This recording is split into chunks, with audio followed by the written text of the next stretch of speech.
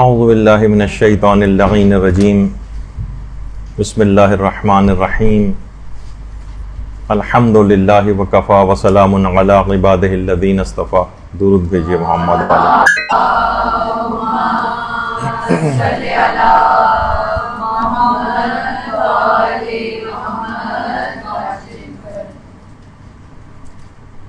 جیسے کہ آپ سب لوگوں کے علم میں ہے اور اس سے پہلے بھی کئی دفعہ اس کا تذکرہ ہو چکا ہے کہ ہر سال شب قدر کے موضوع پر ہماری گفتگو ہوتی ہے مدرسے میں، اور آج کی رات شب شہادت امیر المومنین علیہ الصلوۃ والسلام بھی ہے. اللہم صلی علی محمد وآل محمد.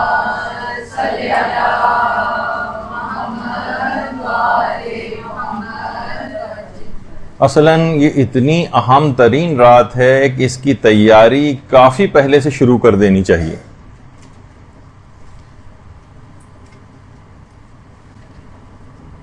آیت اللہ عبد الکریم کشمیری ہمارے ایک مشہور عرفاء میں سے گزرے ہیں. وہ فرماتے تھے کہ رمضان کے بعد سب سے افضل ترین مہینہ جو ہے وہ رجب کا مہینہ ہے.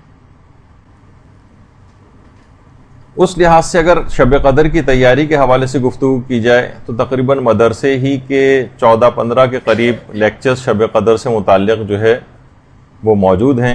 تو اس کی بہت پہلے سے، مہینوں پہلے سے سننا شروع کر دینا چاہیے، اس کی پریپریشن شروع کر دینا چاہیے، کاپی ورک ہو جانا چاہیے، دعاؤں کی لسٹیں تیار ہو جانا چاہیے، سارے اعمال کیا کیا چیزیں اس رات کو انجام دینے ہیں وہ سب لائن اپ کر کے رکھ لینے چاہیے، کیونکہ رات بہت مختصر ہے اور اعمال بہت زیادہ ہیں. بہت تیز رفتاری کے ساتھ یہ رات گزر جائے گی، تو ایک ایک لمحہ اس کا کشید کرنا ہے اور اس سے فائدہ اٹھانا ہے. دروس اس سلسلے میں خاص طور پر ضرور سنے جائیں. بہت پر اثر قسم کے درس ہمارے قبلہ مولانا صادق حسن صاحب قبلہ ان کے بہت ہی بہترین اس موضوع کے اوپر جو ہے دروس موجود ہیں. تو دیکھیے، ہمیشہ ایسے علماء کا انتخاب درس اخلاق کے سلسلے میں کرنا چاہیے کہ جن کا تصرف ہو، جو باقاعدہ جن کی بات کو لوگ تسلیم کریں، ان کی بات میں ایک اثر ہو. جیسے آخوند ملا حسین قلی حمدانی، 300 اولیاء اللہ کی انہوں نے تربیت کی ہے، اور ایک ایسا عجیب درس اخلاق ہوتا تھا ان کو، اور اتنا اثر پذیری رکھتا تھا کہ باقاعدہ آیت اللہ حسن زادہ عاملی آیت اللہ محمد حسین طباطبائی سے یہ بات نقل کرتے ہیں کہ آیت اللہ طباطبائی فرماتے تھے ایک بار ایک مومن کو ہم نے بہت حواس باختہ حالت میں نکلتے دیکھا، تو اس سے پوچھا کہ کیا تمہاری حالت ہوئی، اتنی عجیب حالت کیسے ہو رہی ہے تمہاری؟ تو معلوم یہ چلا کہ وہ ملا حسین قلی حمدانی کے درس اخلاق میں شرکت کر کے باہر نکل رہا تھا. ایسی موت اور آخرت کی یاد دلاتے تھے، ایسا تصرف روحی رکھتے تھے، اتنا اثر ان کی بات میں ہوتا تھا کہ نظر آتا تھا لوگوں کے اوپر. تو ہمیشہ درس اخلاق وغیرہ، اسی وجہ سے ہمارے قبلہ مولانا صادق حسن جو ہیں ان کے جو دروس، یعنی باقاعدہ ہم یہاں دیکھتے تھے کہ ہمارے یہاں جب مولانا ہی پر کراچی میں ہوتے تھے تو انچولی کے اندر بھی ان کا ایک درس ہوتا تھا. تو باقاعدہ ایک بزرگ یہاں تو انتقال کر گئے ہیں، وہ ان کے باقاعدہ رونگٹے کھڑے ہو جاتے تھے، جسم کے بال ان کے کھڑے ہو جاتے تھے. لوگ، یعنی ایسی ان کی حالت ہوتی تھی کہ لوگ مولانا کا درس بھول کر ان صاحب کو دیکھنا شروع ہو جاتے تھے. تو بہرحال اس طرح سے اس کو سننا ہے، اس متعلق سیکھنا ہے، محنت کرنی ہے اور اس کے اثر کو قبول کرنا ہے. دیکھیے، محنت کیے بغیر بھی اس رات میں بہت محنت کرنی ہے. پورا رمضان محنت کرنے کا ہے، یہاں زیادہ تر لوگ سو کر گزارتے ہیں اس کو. لیکن یہ پورا زمانہ جو غیبت ہے، یہ اصل میں امتحان اور آزمائش کا زمانہ ہے. ہمارا یہ جو زمانہ چل رہا ہے امتحان اور آزمائش کا زمانہ ہے. اور اس زمانے کے مومنین کی مثال علماء یہ دیتے ہیں، ان کی مثال بالکل ایسی ہے جیسے شب عاشور امام حسین کے اصحاب کی مثال تھی. اللہم صلی علی محمد وعلی محمد.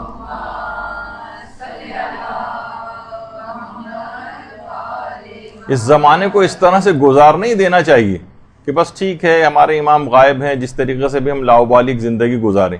علماء فرماتے ہیں کہ غیبت امام میں مومنین کی مثال ایسی ہے جیسے شب عاشور امام حسین علیہ السلام کے اصحاب کی مثال، کہ چھلنی سے چھان کر کھرے کو کھوٹے سے الگ کیا جائے گا۔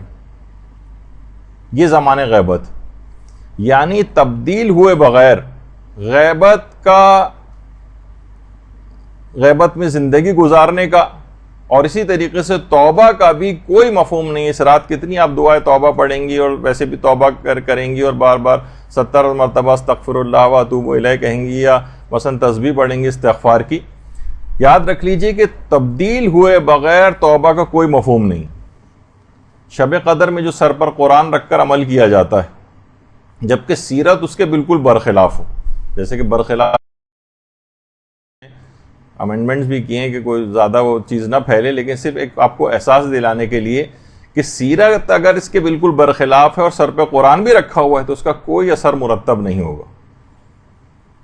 کسی نے اس متعلق کیا خوب جملہ کہا ہے کہ کربلا میں موجود ہونا کربلائی نہیں بناتا ہے، کربلا میں فقط حضور اور حاضری سے انسان کربلائی نہیں بنتا ہے، تبدیلی کا نام ہے۔ یہاں پر اتنا تبدیل ہونا پڑتا ہے کربلا میں کہ حر بننا پڑتا، تبدیلی لانا پڑتی ہے۔ اگر صرف کربلا میں موجود ہونا فقط کربلائی بناتا تو علماء فرماتے ہیں پھر تو شمر بھی کربلائی، لیکن صرف وہاں پر موجود ہونا جب تک کہ انسان اپنے اندر تبدیلی نہ لے کر آئے، تو لہٰذا سابقہ زندگی کو بالکل سے تبدیل کرنا ہے اس رات کو، تبھی یہ رات شب سیر و سلوک اور شب عرفان بنے گی، تبدیل ہوئے بغیر۔ ورنہ آپ دیکھیے علماء ایک چیز اور بھی بیان فرماتے ہیں کہ گناہ کے متعلق یہ بات سب سے زیادہ خطرناک ہے کہ اس کی انجام دہی کے بعد آپ توبہ کو بھی غیر اہم سمجھنے لگے۔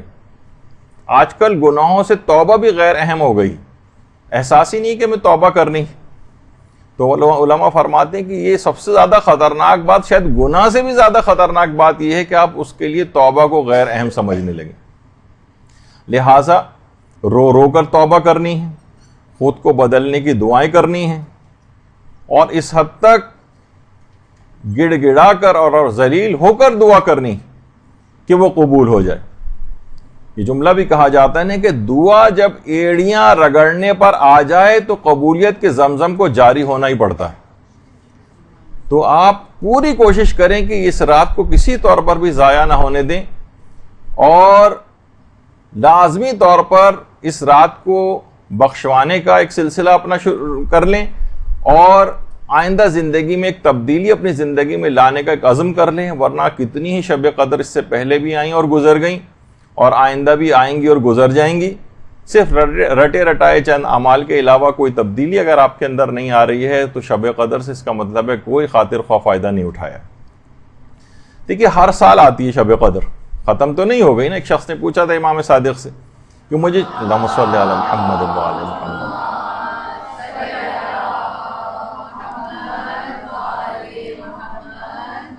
کہ کیا یہ مخصوص رات تھی جو گزر گئی ہے، ہر سال آتی؟ تو امام نے جواب دیا اگر شب قدر اٹھا لی جاتی تو قرآن بھی اٹھا لیا جاتا۔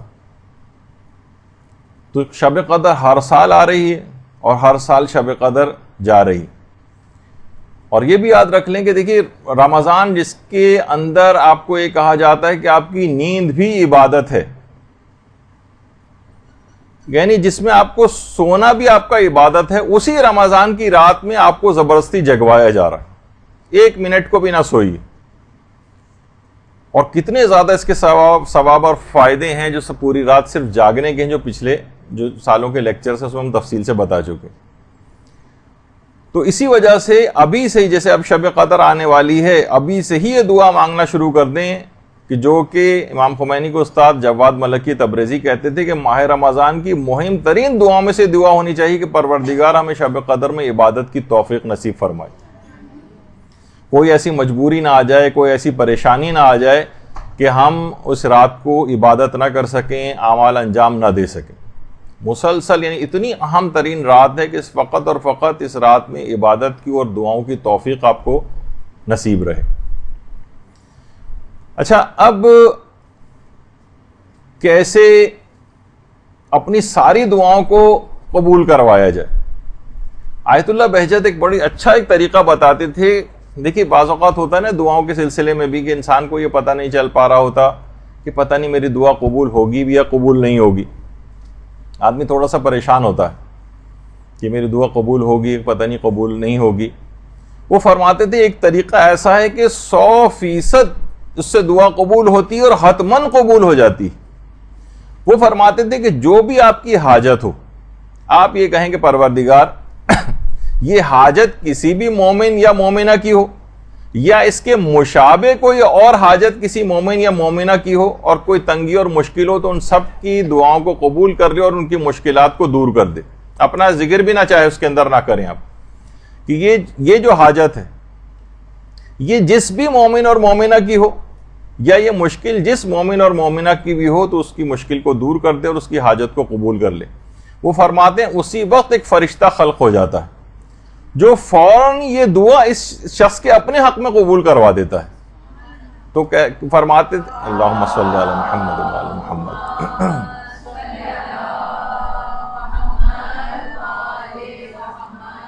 تو سب سے بہترین طریقہ یہ ہے کہ اس میں آپ تمام جتنی بھی دعائیں آپ کے پاس ہیں یہ دوسروں کے لیے کریں. وہ خود بخود ہر دعا کے لیے ایک فرشتہ پیدا ہوتا رہے گا جو آپ کے اپنے حق میں اس دعا کو قبول کروا دے گا. ظاہر فوراً دعا کا فرشتہ خلق ہو رہا ہے تو کیسے ممکن ہے کہ اللہ نے اس کی غرض خلقت یہ رکھی ہو کہ آپ کے لیے دعا کر کے اسے قبول کروائے تو اس اپنی غرض خلقت کو پوری نہ کرے. تو یہ دعا یہ جو رات ہے یہ دعاؤں کی قبولیت کی رات ہے. یہ اپنی قسمت کو لکھوانے کی رات ہے. دیکھیے ہمارے پاس دعائیں کرنے کے لیے زبان تو ہے لیکن اتنی ساری جو ہماری پچھلے گناہ ہیں بدعمالیاں ہیں اس میں ہمیں بعض اوقات یقین نہیں ہوتا کہ ہماری دعائیں قبول بھی ہوں گی یا قبول نہیں ہوں گی. علماء فرماتے ہیں کہ خاص طور پر ویسے تو پورا خاندان اہل بیت کا واسطہ ہی ایسا ہے کہ جو دعاؤں کو قبول کرواتا ہے. البتہ فرماتے ہیں 4-5 واسطے علی الخصوص ایسے ہیں کہ جو دعاؤں کی قبولیت کے لیے از حد کارآمد ہے اور ان کے رد ہونے کا پھر دعا کے کوئی امکان ہی نہیں ہوتا. تو اس رات کو جتنی بھی آپ دعائیں پڑھیں گی اور دعائیں اپنے لیے کریں گی سب لوگوں کے لیے دعا کریں گی اس میں علی الخصوص یہ 4-5 واسطے آپ دعا کے شروع ہی میں ان کا واسطہ اور توسل اختیار کریں اور اس کے بعد جو چاہیں پھر دعا مانگیں. اور ویسے تو سارے ہی جب بھی یہ وجہ ہے کہ جو آپ عمل قرآن کرتی ہیں بے کا یا اللہ اور بے کا یا محمد اور بے علین اور بے فاطمہ بالحسن اور بالحسین وہ سارے واسطے ہی تو ہیں. تو یہ تمام چیزیں ایسی ہیں لیکن اس میں بھی 4-5 واسطے خاص طور پر جس میں سے ایک واسطہ توسل حضرت امیر المومنین علیہ الصلوۃ والسلام.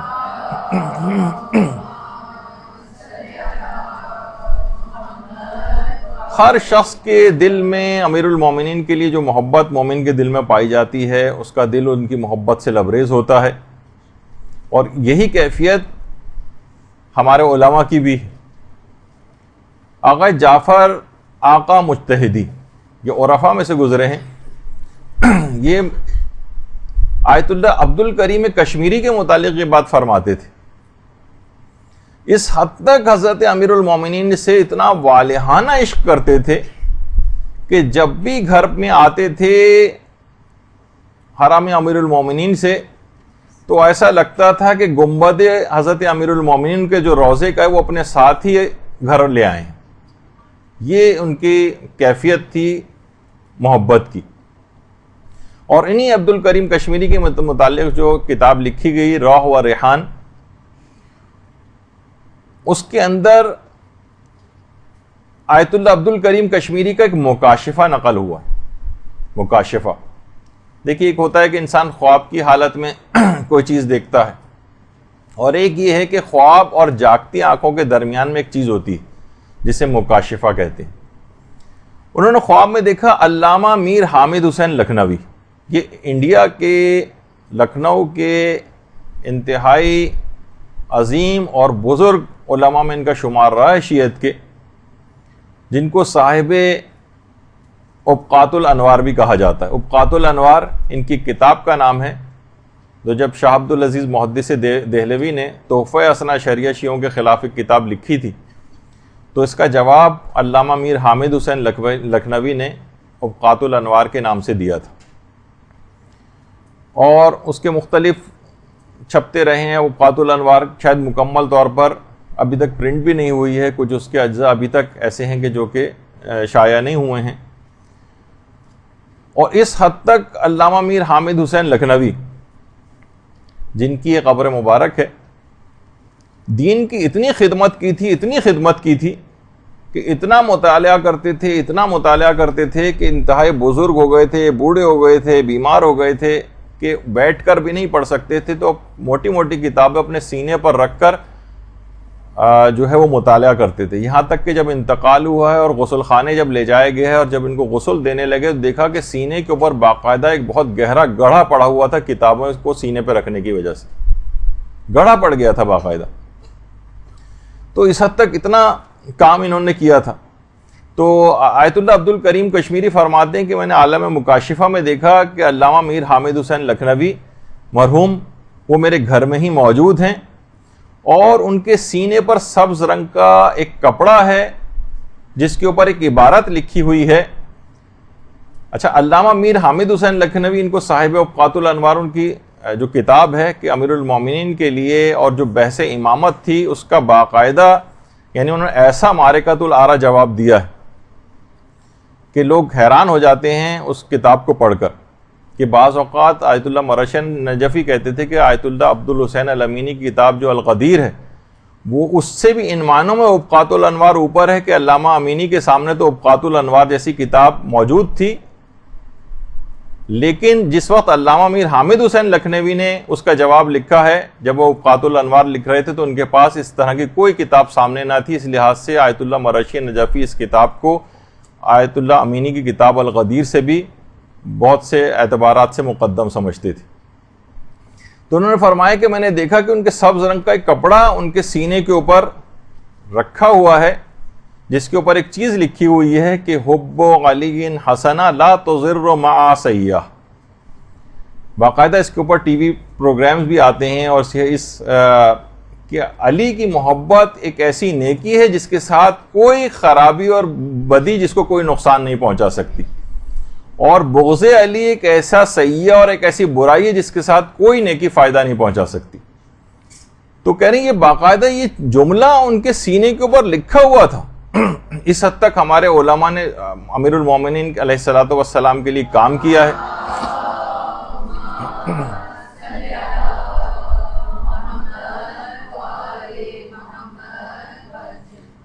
اور اس کے بعد دیکھیے ہمارے ساتھ یہی ہوتا ہے نا کہ ہم لوگ سب کے سب دعوی محبت تو کرتے ہیں اور بغیر کچھ کیے، کوئی بھی مولا کی خدمت کیے بغیر جوار معصومین میں اعلیٰ علیین میں جگہ مانگ رہے ہوتے ہیں اپنی دعاؤں میں. یہ سارے علماء جنہوں نے اپنی پوری زندگیاں اس کے اوپر لگائی ہیں، کتنا کچھ امیر المومنین کی خدمت کر کے گئے ہیں. تو کچھ سبق ان سے لینا چاہیے. کوئی خدمت تو دین کی آپ اور ہم کر کے جائیں تاکہ کچھ سرخرو ہو سکے. تو یہی وجہ ہے کہ آیت اللہ کوہستانی جو کہ خود ایک بڑے مشہور عرفا میں سے گزرے ہیں، وہ بھی یہ بات فرماتے تھے کہ اللہ نے فقط صرف اور صرف ایک ہی علی بنایا ہے اور الحمدللہ وہ ہمارا امام ہے. اللہم صلی علی محمد و آل محمد.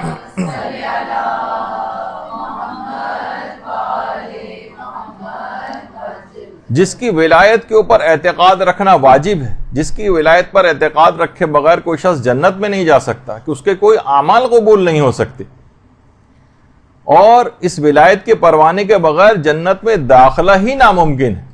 پورے صراط سے گزرنے کا پرمٹ وہ ان کی ولایت ہے. اعمال کی قبولیت کا دار و مدار اسی کے اوپر. یہی وجہ ہے کہ بڑا مشہور وہ جملہ ہے نا ان کا آیت اللہ آقا محسن قراتی کا، کہ وہ بڑی اچھی مثال دیتے ہیں، مثالوں کے تو شہنشاہ سمجھے جاتے ہیں محسن قراتی. تو فرمانے لگے کہ لوگ اکثر یہ آ کر سوال کرتے ہیں کہ بھئی یہ کیسے ممکن ہے کہ انسان سارے اعمال، پوری زندگی کے نیک اعمال آپ کہہ رہے ہیں کہ وہ قبول نہیں ہوں گے اگر ولایت علی نہیں ہوگی. تو اس کو بڑے اچھے طریقے سے وہ سمجھاتے ہیں کہتے ہیں مثلا اگر کوئی پولیس والا آ کر آپ سے گاڑی کا لائسنس طلب کرے، ٹریفک پولیس والا، اور آپ کے پاس ڈرائیونگ لائسنس نہ ہو، لیکن آپ اس کے بجائے اپنی ساری میڈیکل فٹنس کی رپورٹس اس کو دکھاتے رہیں، وہ نہیں مانے گا۔ گھر کے کاغذات دکھا دیں 10,000 گز کے گھر کے، وہ تب بھی آپ کو نہیں جانے دے گا۔ آپ اپنی پی ایچ ڈی کی ڈگری اس کو دکھا دیں، تب بھی وہ آپ کو جانے نہیں دے گا اور لائسنس طلب کرتا رہے گا۔ یہاں تک کہ وہ کہہ رہے ہیں کہ اگر آپ نوبل پرائز بھی آپ کو ملا ہوا، نوبل پرائز بھی اگر آپ ان کو دکھائیں تب بھی وہ آپ کو جانے نہیں دے گا۔ حتیٰ کہ اگر کوئی مجتہد ہے وہ اپنی اجتہاد کے تمام اجازے بھی دکھا دے تب بھی پولیس والا جانے نہیں دے گا، اسے ڈرائیونگ لائسنس ہی چاہیے ہوگا۔ تو فرماتے ہیں بالکل اسی طریقے سے کوئی دوسرا عمل قبول نہیں کیا جائے گا۔ لاکھ آپ سب چیزیں دکھاتے رہیں، قیامت میں آپ نمازیں اپنی دکھاتے رہیں، روزے دکھاتے رہیں، حج دکھاتے رہیں، ساری نیکیاں دکھاتے رہیں، لیکن ولایت علی کا پروانہ اگر کسی کے پاس نہیں ہے تو اس کا چالان ضرور ہوگا اور اس کا کوئی دوسرا عمل قبول نہیں کیا جائے گا۔ جس طریقے سے ٹریفک پولیس والا لائسنس طلب کر رہا ہوتا ہے، کوئی اور چیزیں نہیں دیکھ رہا ہوتا۔ تو انہی کے تمام واسطے اور وسیلے آپ کو اس رات کو دینے ہیں حضرت امیر المومنین علیہ الصلوۃ والسلام کے۔ اللہم صلی علی محمد۔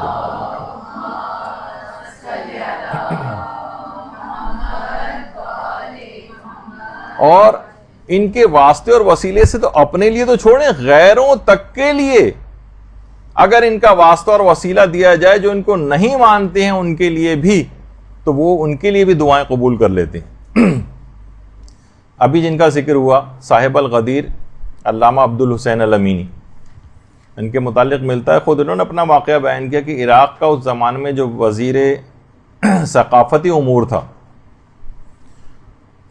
عراق میں سنی وزراء بھی ہوتے ہیں، ظاہر مکس ٹائپ کی گورنمنٹ ہوتی ہے، وزیر ثقافتی امور جو تھا وہ غیر شیعہ مسلمان تھا، اس کی ایک ہی اولاد تھی، اتنی شدید بیمار ہو گئی کہ تمام اطباء اور ڈاکٹرز نے منع کر دیا کہ نہیں اب یہ صحیح نہیں ہو سکتا، اب اس کو مزید تکلیف نہیں دو، گھر کے کسی ایک کونے میں ڈال دو تاکہ آسانی کے ساتھ اس کا دم نکل جائے۔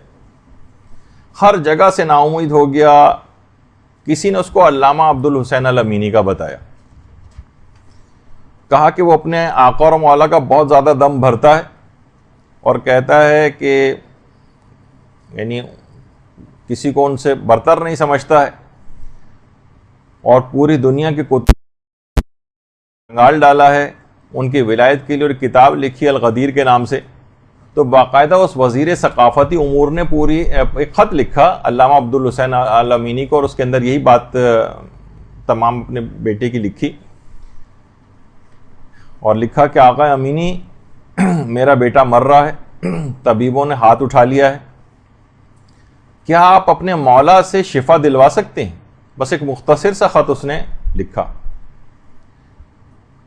وہ خط کوئی شخص علامہ امینی کے پاس لے کر آیا اور دروازے کے باہر انتظار کر رہا تھا کہ اس کا جواب دے دیں۔ علامہ امینی نے فوراً اسی وقت خط کو اٹھایا اور اس کے پیچھے اس کا جواب لکھا، بسم اللہ الرحمن الرحیم، خدا نے برکت امیر المومنین کی وجہ سے تیرے بیٹے کو شفا دے دی ہے۔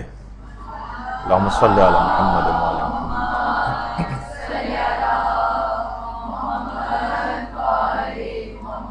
اچھا، یہ نہیں لکھا کہ خدا شفا دے دے گا، خدا نے برکت امیر المومنین سے تیرے بیٹے کو شفا دے دی ہے، اور بس یہ لکھ کر خط کو بھیج دیا۔ وہ شخص خط لے کر گیا وزیر ثقافتی امور کے گھر، اور ادھر علامہ اسی وقت روضہ حضرت امیر المومنین علیہ الصلوۃ والسلام پہنچ گئے۔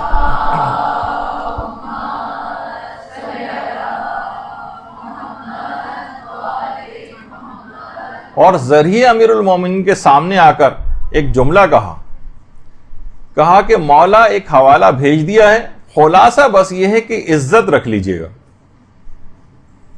اچھا، ادھر وزیر ثقافتی امور کو وہ خط ملا، اس نے پڑھ کر بھاگتا ہوا اپنے بچے کے کمرے میں گیا، دیکھا کہ وہ بستر مرگ پر لیٹا ہوا بچہ حشاش بشاش بستر کے اوپر بیٹھا ہوا ہے۔ اللہم صلی علی محمد۔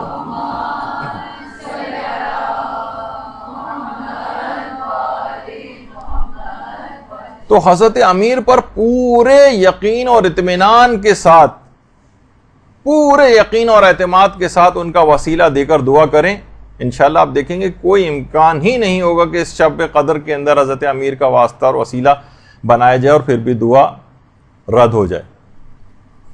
دیکھیے ایک طریقہ اور بھی ہے دعاؤں کو قبول کروانے کا. علماء بھی اس کو اپلائی کرتے ہیں. جس زمانے میں یہ ہمارا نیا مدرسہ بنا نہیں تھا اور ہم کرائے پہ قریب ہی میں ایک چھوٹی اس لحاظ سے جو اتنا اس میں اتنی سہولیات نہیں تھیں مدرسہ تھا, تو علامہ عقیل الغروی صاحب ایک دفعہ یہاں تشریف لائے تھے. تو علماء کا بھی ایک طریقہ کار رہا ہے کہ ہمیشہ انتہائی پر یقین انداز میں دعا کرتے ہیں. اس وقت امکان بھی نہیں تھا کہ اس سے بہتر جگہ بھی ہم کو مل جائے گی, تو ہم نے اس وقت ان سے کہا تھا کہ آپ دعا کریں کہ کوئی مدرسے کا صحیح انتظام ہو جائے. تو انہوں نے کہا انشاءاللہ اسی سال مدرسے کا آپ کا بہترین مدرسے کا انتظام ہو جائے, پورے یقین کے ساتھ. یہ واقعتاً ایسا ہے کہ اللہ پر بھروسہ کرتے ہوئے انسان دعائیہ کلمہ دوسرے کے لیے نکال دے. میں نے ذاتی طور پر اس قسم کی جب یہ چیز ان سے سیکھی تو ذاتی طور پر اس کا تجربہ کر کے دیکھا کہ کوئی بھی آقا آپ سے کہے کہ دعا کر دیجئے فلاں بیٹی کی شادی ہو جائے, کچھ ہو جائے, آپ کہیں انشاءاللہ چند مہینوں کے اندر ہی بہترین رشتہ ہے, اور واقعتاً آ جاتا ہے کیونکہ آپ اللہ پر اعتماد کرتے ہوئے ایک دفعہ کہہ دیجئے. اسی طریقے سے حضرت امیر المومنین کا واسطہ اور وسیلہ دے کے نکال دیں منہ سے وہ بات, شک و شبے والی بات نہ رکھیں, پورے اعتماد کے ساتھ انشاءاللہ بس بہت ہی جلد یہ والا مسئلہ حل ہو جائے گا, انشاءاللہ اسی سال دیکھیے یہ ہو جائے گا, انشاءاللہ سارا قرض آپ دیکھیے گا چند مہینوں میں ادا ہو جائے گا, اور غیبی اسباب مہیا ہو جاتے ہیں, پروردگار کی مدد آتی ہے, اس کے لیے تو منٹوں اور سیکنڈز کا بھی کام نہیں ہے. تو بس ایک دفعہ آپ کا پر یقین طریقے سے آپ کو اس وسیلے کو استعمال کریں.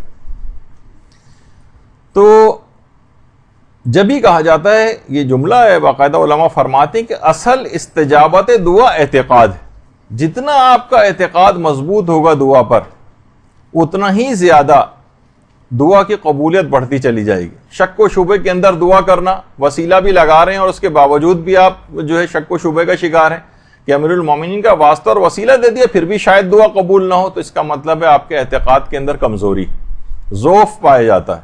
شک و شبے کو بالکل ہٹا دیجئے اور اس کے بعد دعا کریں کہ بس پروردگار میں نے ان ہستیوں کا وسیلہ اور واسطہ دیا ہے, امکان ہی نہیں کہ میری دعا رد ہو جائے.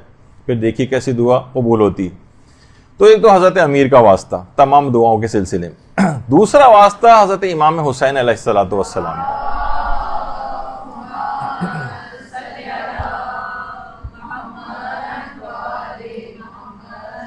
علامہ محمد حسین طباطبائی فرماتے تھے کہ دو کام ایسے ہیں کہ جو رفع حجابات کرتے ہیں, رفع حجابات, اور یہ دونوں کام عظیم نعمتیں.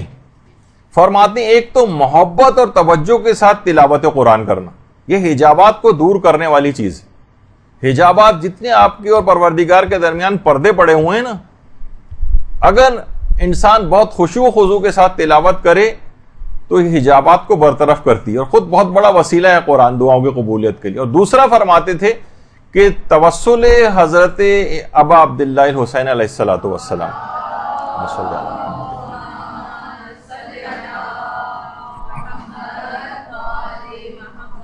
اور فرماتے تھے کہ یہ چیزیں ذہن کی صفائی بھی کرتی ہیں, رفع حجابات بھی کرتی ہیں اور ذہن کی صفائی بھی کرتی ہیں. ہمارے دماغ کے اوپر جو جالے تن جاتے ہیں اور گرد و غبار آ جاتا ہے اور گناہوں کی کثافتیں آ جاتی ہیں, توسل حضرت ابا عبداللہ حسین اس کو بھی دور کرتا ہے, حجابات کو برطرف کرتا ہے. یہی وجہ ہے کہ آیت اللہ علی آقا قاضی فرماتے تھے کہ میں اگر کسی بھی مقام پر آج تک جو پہنچا ہوں تو دو چیزوں کی وجہ سے پہنچا ہوں, ایک تو قرآن کریم کی وجہ سے اور زیارت حضرت سید الشہداء کی وجہ سے. یعنی جتنے بڑے بڑے مقامات کو علماء نے حاصل کیا ہے ان میں دو چیزیں علی الخصوص ہیں, قرآن کریم کی زیارت اور زیارت سید الشہداء. تو ان کا واسطہ اور وسیلہ جب بھی دیا جائے. اور اسی طریقے سے آیت اللہ طباطبائی بھی یہ بات فرماتے تھے کہ جو بھی معنوی اور روحانی حوالے سے کسی مقام پر پہنچا ہے تو وہ امام حسین کی زیارت یا ان کے توسل کے نتیجے میں پہنچا ہے. یعنی ایک دفعہ ان کا توسل اختیار کر کے دیکھے, بڑے بڑے معنوی مقامات کے اوپر انسان پہنچ جاتا ہے. روزانہ کی دعاؤں میں بھی امام حسین کو اپنا واسطہ اور وسیلہ قرار دیں. ایک ہوتا ہے نماز کے بعد ہم رٹے رٹائے انداز سے دعائیں کرنا شروع کر دیتے ہیں, ہمیشہ واسطے اور وسیلوں کا ذکر پہلے کریں, ان کا پروردگار عالم کو واسطہ دیں ان کے حوالے سے, پھر اس کے بعد دعا کو کے سلسلے کو آگے بڑھائیں. اور یہی وجہ ہے کہ ہمارے ایک بہت مشہور عالم گزرے شیخ عبداللہ البحرانی,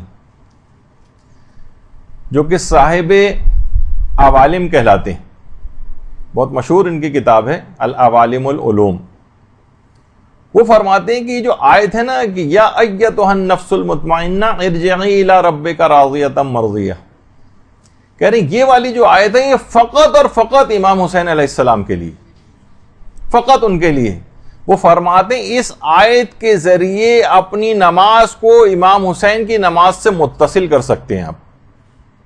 بڑی اہم بات بتائی، کہتے ہیں یہ والی جو آیت ہے، اس آیت کو آپ امام حسین جب اس نماز پڑھنے لگیں اور اس آیت کی آپ تلاوت کریں شروع میں، نماز کے شروع ہونے سے پہلے، تو اگر آپ نے آیت تلاوت کی تو آپ کی نماز امام حسین کی نماز سے متصل ہو جائے گی۔ اور اللہم صلی علی محمد وعلی محمد،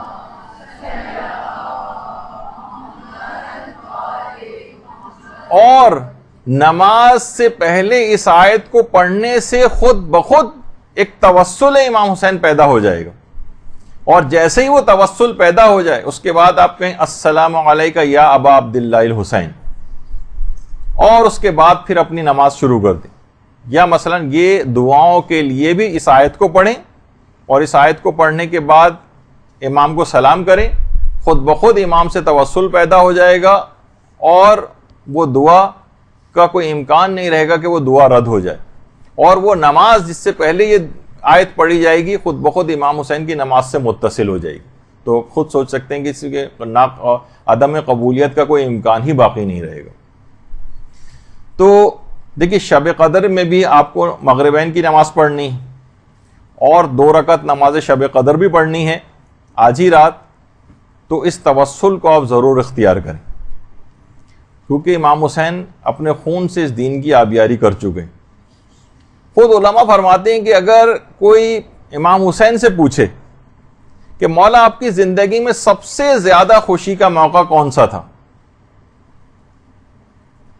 کہ بلکہ علماء فرماتے ہیں کہ اگر کوئی پوچھا جائے کہ امام حسین کی زندگی میں سب سے خوشی کا موقع کون سا تھا جب آپ کا نشاط عروج پر تھا، تو علماء فرماتے ہیں یقیناً وہ آپ کی مقتل گاہ تھی۔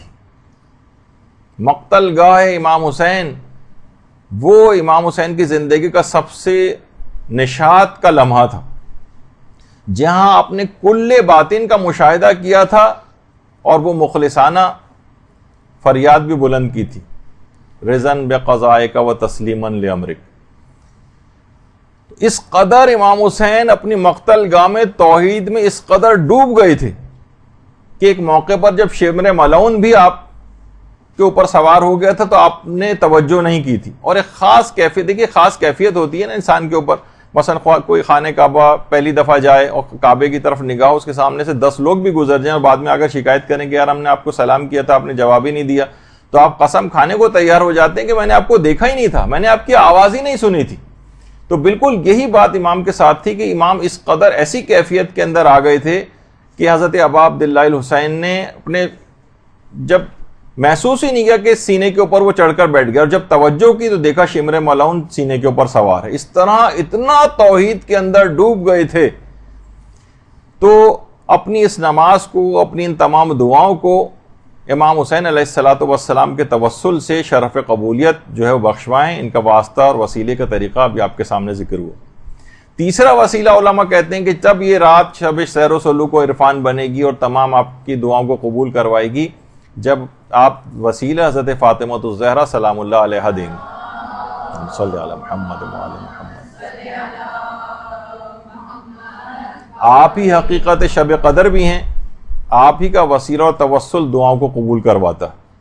باقاعدہ جو کتاب لکھی گئی ہے نوردبان آسمان کے نام سے، اس میں آیت اللہ سید رضا بہاؤالدینی وہ یہ فرماتے ہیں کہ ہم یہ بات جانتے ہیں کہ جس درخواست پر بھی حضرت زہرا کے دستخط ہو جائیں اس پر گویا رسول اور ائمہ کے دستخط بھی ہو گئے۔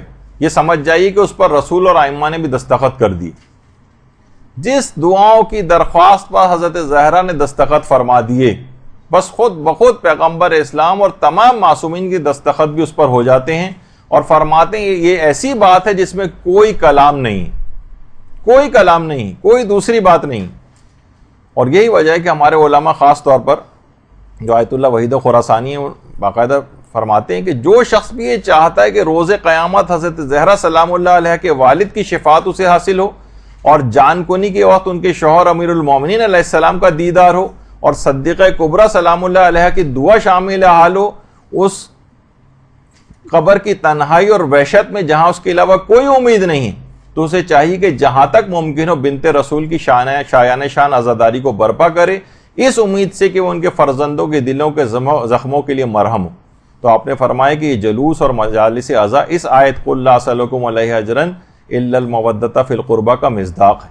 تو حضرت زہرا کا توسل، حضرت زہرا کے متعلق اتنی زیادہ تاکیدات علماء کرتے ہیں، ان کے واسطے اور وسیلے سے آپ جو بھی دعا مانگیں گی وہ لازمی طور پر قبول ہو جائے گی۔ اور اس حد تک کہ آیت اللہ سید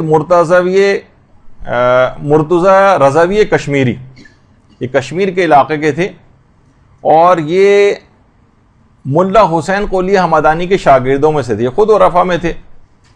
وہ فرماتے تھے کہ ایک دفعہ رمضان ہی کے دن تھے، افطار کے بعد ملا حسین قلی حمدانی جو ہے وہ مدرسے میں فجر کے قریب جو ہے اور نماز جماعت فجر کی مدرسے کے اندر ہوتی تھی، چابی گھر بھول آئے۔ اب لوگ سارے باہر کھڑے ہوئے ہیں، اتنا وقت بھی نہیں تھا کہ گھر واپس جاتے اور چابی لے کر آتے، تو اپنے آنے والے جو ساتھ میں افراد تھے ان کی طرف متوجہ ہوئے اور کہا کہ مشہور ہے کہ مادر موسیٰ کا نام لینے سے تالے کھل جاتے ہیں، تو کیا ایسا ممکن ہے کہ میں فخر مادر موسیٰ حضرت زہرا سلام اللہ علیہ کا نام لوں اور تالا نہ کھلے؟ کہہ رہے ہیں ابھی نام جملہ مکمل نہیں ہوا تھا کہ اسی وقت مدرسے کا تالا خود بخود آواز آئی اور جھٹکے سے تالا کھل گیا۔ اللہم صلی علی محمد۔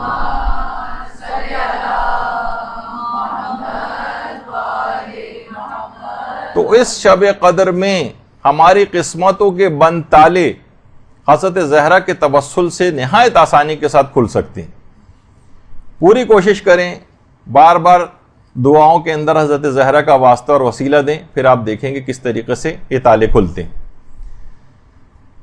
اس کے بعد اگلا وسیلہ دینا ہے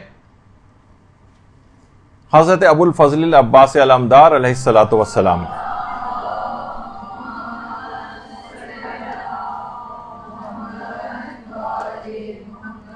واقعی یہ صلوات رمضان والی صلوات لگ رہی ہے۔